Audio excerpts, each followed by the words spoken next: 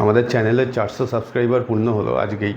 আমি একটু বাইরে বেরিয়েছিলাম, সারাদিন কাজকর্মের পরে রাত্রিবেলা বন্ধুদের আড্ডা হয়, তো সেখানে গিয়ে দেখতে পেলাম যে 400 সাবস্ক্রাইবার পূর্ণ হয়েছে। যারা যারা আমাদের সাবস্ক্রাইব করেছেন চ্যানেলটাকে, তাদের সবাইকে অসংখ্য ধন্যবাদ। আপনাদের সাহায্য ছাড়া অবশ্যই হতো না, আপনাদের জন্যই এই চ্যানেল করা। সেখানে আমি আমার নিজের রুচি মতন বইয়ের কথা দিই, এরপরে আপনাদেরকেও ইনক্লুড করবো, একটু ডেমোক্রেসিটা বাড়াবো আর কি। এই মুহূর্তে পুরোটাই অটোক্রেসি রয়েছে, যেগুলো আমার ঠিক বলে মনে হয় আমি সেগুলোই দিই। সামনের বছর থেকে যা যা বই রিভিউ হবে সেখানে আপনাদেরও একটা পার্টিসিপেশন থাকবে। আমি ভাবছি যে অ্যাটলিস্ট 20% রিভিউ আপনাদের রিকোয়েস্টে করব। অলরেডি আমরা করতে শুরু করেছি, বাট আপনাদের স্পেসিফিক রিভিউ, তার মধ্যে 20% পুরো বছরের যে টোটাল রিভিউ তার মধ্যে 20% আপনাদের জন্য খুলে দেবো এবং সেই বইগুলো আমি রিভিউ করে দেবো। তো এটা একটা, কিছুই কাজ হয়নি এখনও, সমুদ্রের ধারে একদম নুড়ি করাচ্ছি। শিশু সাহিত্য নিয়ে এখনও কথা হয়নি, কিশোর সাহিত্য নিয়ে এখনও কথা হয়নি। শীর্ষেন্দু মুখোপাধ্যায়ের অদ্ভুত সিরিজ, কাকাবাবু, মানে কাকাবাবু সন্তু, দুজনকে আলাদা করা যাবে না অবশ্যই, অর্জুন, শৈলেন ঘোষের অসাধারণ রূপকথার যে গল্পগুলো, বনসবুজের দ্বীপে, আমি জানি না আপনারা পড়েছেন কি না, অসাধারণ গল্প।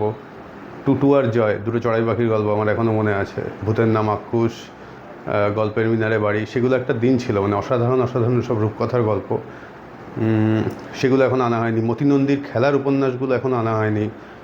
ফেরারি, অনন্ত, বুড়ো ঘোড়া, কলাবতী, শিবার ফিরে আসা, একের পর এক অসাধারণ গল্প, যেগুলো কিন্তু এই মুহূর্তে বুকটিউব স্পেসে, মানে আমাদের ইউটিউব যে বইপত্র নিয়ে আলোচনা হয় সেই স্পেসে এখনও নেই।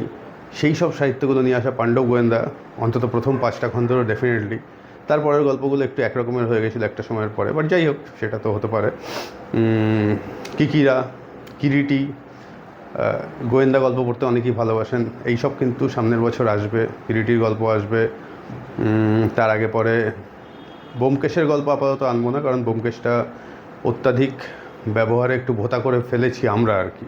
এর জন্য ব্যোমকেশ দায়ী নয়, এর জন্য আমাদের অতি সিনেমা দায়ী আর কি।